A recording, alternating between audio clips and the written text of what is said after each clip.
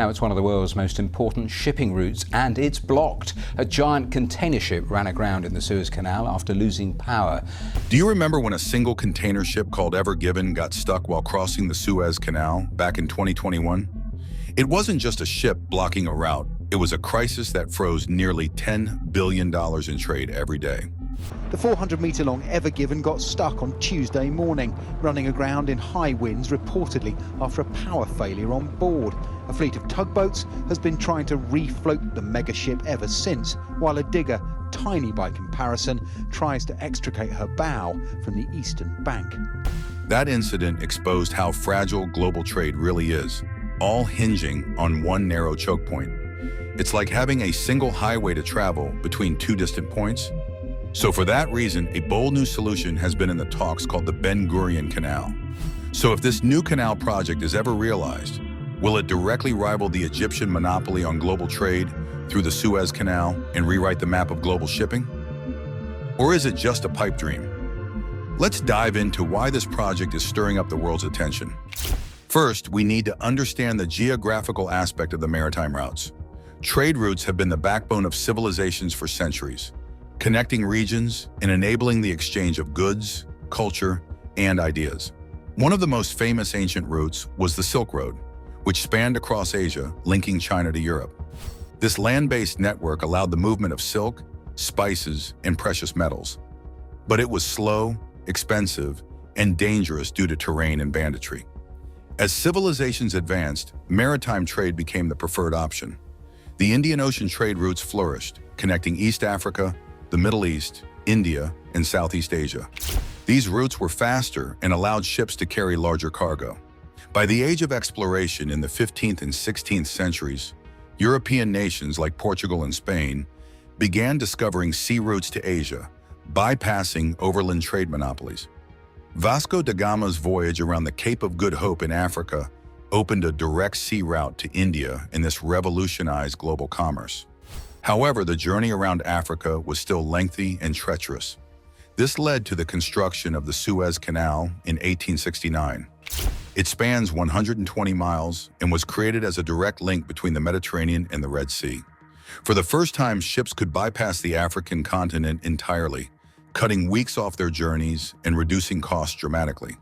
Today, global trade relies heavily on maritime routes to move goods between the East and West, with the Suez Canal playing a pivotal role. You see, the Suez Canal, located in Egypt, provides the shortest route between Europe and Asia. Without it, as we said, ships would be forced to take the much longer journey around Cape of Good Hope, adding weeks to travel time and significantly increasing costs to hundreds of thousands of dollars more. The Suez Canal is a vital choke point, handling around 12% of global trade. Nearly 19,000 ships transit through it every single year, carrying goods ranging from oil and natural gas to electronics and consumer products. However, this critical waterway is not without its limitations. Its narrow design allows only one-way traffic in sections, and delays caused by congestion or accidents, like the 2021 Ever Given blockage, can disrupt global supply chains. What happened was, in March 2021, the world witnessed a dramatic halt in global trade when the Ever Given, one of the largest container ships ever built, became lodged sideways in the Suez Canal.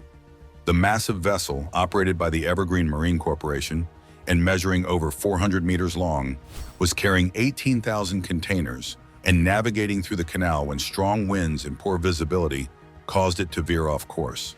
The ship's captain and crew struggled to regain control, but the Ever Given ended up blocking the canal entirely. Once the canal was completely blocked, the global trade was at a standstill. For 6 days, nothing could pass through the canal. Over 400 ships were left stranded at both ends, with billions of dollars worth of goods delayed. Global supply chains were thrown into chaos, disrupting industries ranging from oil and electronics to consumer goods. Every day the blockage continued, it cost the global economy about $10 billion. The delays affected industries worldwide, leading to shortages of goods and skyrocketing shipping costs. The situation became so famous that it sparked a flood of internet memes. One of the most viral memes featured a tiny tugboat trying to free the colossal Ever Given. While it may be funny for a good laugh or two, the situation was really serious. Tugboats, dredgers, and heavy machinery worked around the clock to dislodge the ship. It took 6 days of digging and pulling before the Ever Given was finally freed, thanks to high tide and an enormous team effort. After the incident, Egypt demanded almost $1 billion in damages from the ship's owners, but they eventually settled for less. This crisis exposed how dependent the world is on the Suez Canal and raised big questions about the need for alternative routes like the proposed Ben Gurion Canal. The vision behind the Ben Gurion Canal. The Ben Gurion Canal is an ambitious project that could change the future of global trade. It's named after David Ben Gurion, Israel's first prime minister, and aims to create an alternative route to the Suez Canal. The idea is to build a canal through Israeli territory, connecting the Mediterranean Sea to the Red Sea, much like the Suez Canal. However, the motivations and vision behind this project go beyond simply rivaling its Egyptian counterpart. One of the driving forces behind the Ben Gurion Canal is the need for a more reliable and secure trade route. The Suez Canal, while critical, has proven to be a single point of failure in global trade, as seen in the Ever Given incident. A blockage or geopolitical tensions in the region can cause massive disruptions to the world economy. By creating a second canal, Israel could offer an alternative that reduces the risks associated with relying solely on the Suez. The idea of building a canal through Israeli territory is not new at all. Historical attempts to construct what is now envisioned as the Ben Gurion Canal date back decades. One of the earliest serious discussions occurred in the mid-20th century, shortly after Israel's establishment in 1948. David Ben Gurion, Israel's first prime minister, recognized the potential of such a project to boost Israel's economic and geopolitical standing. In the 1960s, the idea gained traction following the Suez Crisis of 1956, when the canal was temporarily closed due to political tensions. The crisis exposed the vulnerabilities of relying on a single route for global trade and encouraged alternative solutions. Proposed route.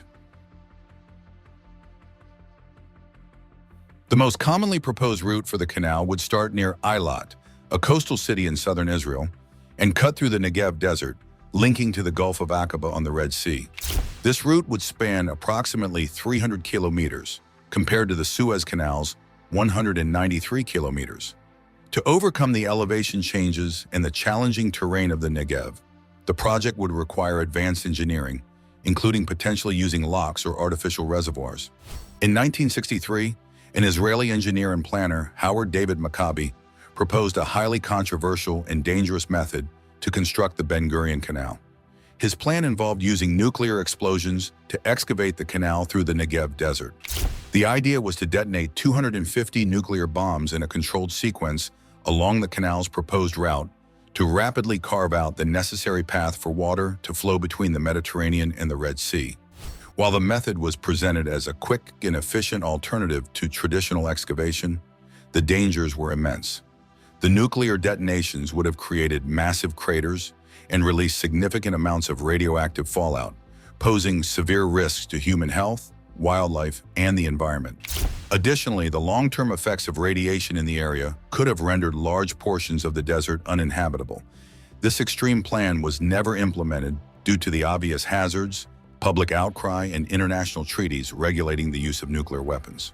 Opposition to the canal construction. The project has faced several hurdles over the years. During the Cold War, global powers like the United States and the Soviet Union were hesitant to support such a project, fearing it would escalate tensions in the already volatile Middle East. Additionally, Egypt strongly opposed any development that might challenge the Suez Canal's dominance. If we look at the issue more closely, the Ben Gurion Canal could cause some concerns for Palestine, both politically and environmentally. While the proposed route would run through southern Israel, such a massive project could have ripple effects that might affect Palestinian territories nearby. One major issue is the local politics. A huge project like this could make things worse if Palestinians feel left out of the economic benefits or think it's being used to strengthen Israel's control over the region. Some might see it as another example of ignoring Palestinian rights and struggles. There's also the environment to think about. Building a canal of this size could change how water flows in the area and impact nearby ecosystems.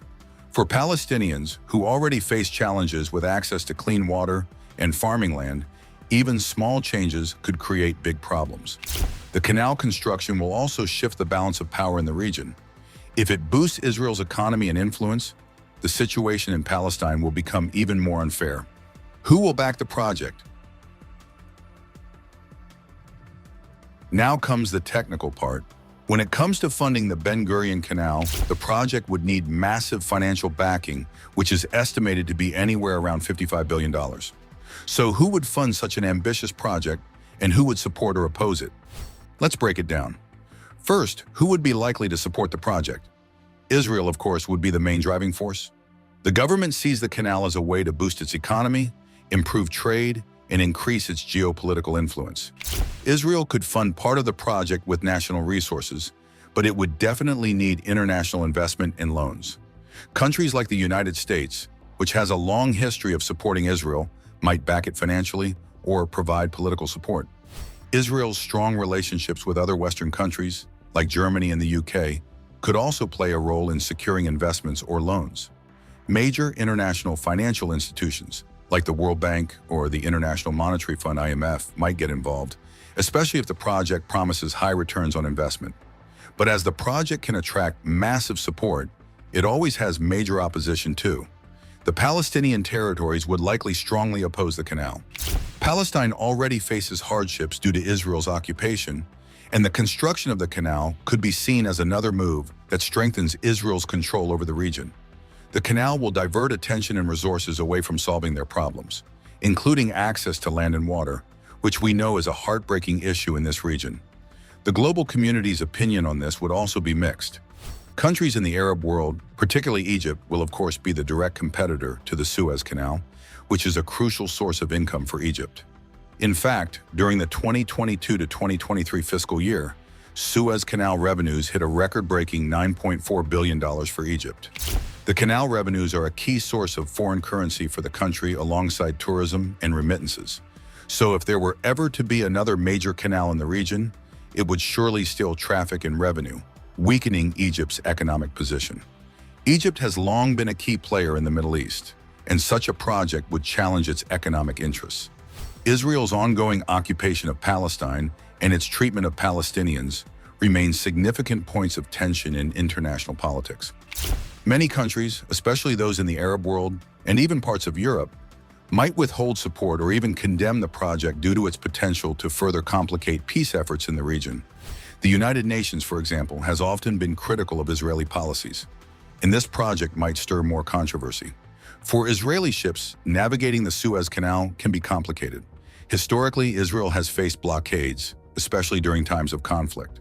Egyptian authorities have often restricted Israeli vessels from passing through, forcing them to take longer, more dangerous routes. Additionally, ships taking alternative routes face risks from pirates, especially in the waters around the Horn of Africa. The Ben Gurion Canal could offer Israel a more secure route, bypassing these threats and restrictions. Rising toll of Suez Canal. When it comes to cost, the price of passing through the Suez Canal depends on the size and type of the vessel. As of recent years, toll prices have ranged from $400,000 and $700,000 per ship, depending on factors like tonnage. These prices have been steadily rising. In 2021, Egypt increased the tolls by 5 to 10% to boost their revenue and quoted the need to upgrade canal infrastructure and compensate for revenue lost during the Ever Given blockage. While toll increases can be expected, these prices still make it a crucial route for global trade. Ben Gurion Canal construction. Now that we know the motives behind the creation of the Ben Gurion Canal, let's have a look at how the canal construction will take place if it ever sees the light of day. There isn't a speck of doubt that this new canal will be a huge engineering task, much like the Suez Canal. The first step would be detailed planning and surveys to choose the best path through the Negev desert. Engineers would need to consider the terrain, which is not as flat as the Suez Canal, with elevation changes of up to 400 meters. This means they might have to build locks or reservoirs to manage water levels and allow ships to pass through. Next, they'd start digging the canal. The Suez Canal took 10 years to build, and this one could take even longer, given the desert conditions. The project would involve excavating around 300 million cubic meters of earth, which is a lot of dirt. This is where heavy machinery like dredgers, bulldozers, and trucks would come in to move the earth. The Mediterranean Sea and the Red Sea are at different heights, so getting water to flow correctly through the canal would be tricky. The Red Sea is around 200 meters lower than the Mediterranean. To deal with this, engineers would likely have to build a series of locks or create artificial reservoirs to ensure the water flows smoothly and ships can pass safely. They would also need huge pumps to move water from one area to another. Like the Suez Canal, the Ben Gurion Canal would need docks, stations, and safety features. It would also need communication systems to help ships navigate the canal safely. Building these would require tons of materials and workers, and the project would employ thousands of people during its construction. Luckily for Israel, if they succeed in getting the construction going, it will be quite different from the Suez Canal, mainly because of the huge advances in technology and methods since the Suez Canal was built. When the Suez Canal was built in the 19th century, it took about 50,000 workers, many of whom worked in difficult, dangerous conditions. Today, we rely on far fewer workers due to modern machinery like bulldozers, dredgers, and excavators. Advanced machinery can do the work of hundreds of workers, so the workforce needed would likely be in the thousands, not tens of thousands. The Suez Canal was literally dug by hand and the most basic tools back in the 19th century. But after some time, they deployed steam engines to speed up the construction. A lot of manual labor was then replaced by steam engine-powered coal excavators and dredgers. About 3/4 of the sand moved during the construction was done by heavy machinery, but that was a long time ago, and today dredging and excavation machines are far more efficient now, making it possible to move massive amounts of earth quickly. Building locks and reservoirs and controlling water flow would also be easier today, thanks to modern pumps and materials like reinforced concrete. In terms of cost, the Suez Canal's original cost was about $100 million in 1869, which is $2.5 billion today, and doubled the original estimate. The Ben Gurion Canal project would be even costlier because of inflation, larger-scale engineering, and the need for better safety and environmental measures. Dry alternative. Keeping in mind all matters that are against the construction of the Ben Gurion Canal, the Israeli government had other plans too. Like in 2012, the government considered a land alternative to the canal in the form of the rail link. It would connect the Mediterranean Sea to the Red Sea through the port city of Eilat and would have allowed both passenger and cargo transport between the two seas, bypassing the Suez Canal entirely. The idea was to create a quicker, more direct route for goods and people, especially as Israel wanted to reduce its dependency on the Suez Canal. The rail project would have involved building a new railway system that could carry containers, cars, and even passengers from the Mediterranean port of Haifa to Eilat.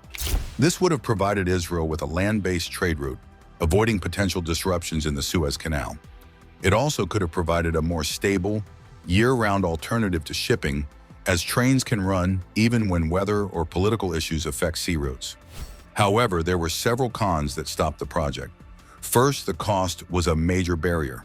Building a high-speed rail link across Israel's desert terrain would have been incredibly expensive. Second, there were environmental concerns. Constructing the rail line would have impacted local ecosystems and endangered wildlife in the desert. Lastly, it would have been a logistical challenge to make sure the port could handle the huge amounts of cargo that the Suez Canal transports. The project was eventually put on hold due to these practical and financial difficulties. So without any new developments in the Ben Gurion Canal project, the Israeli government will have to do with what's available, and that's the Suez Canal. If you learned something new from the video, please press the like button and subscribe for more interesting ones. Thanks for watching, everybody, and I'll see you soon in another video.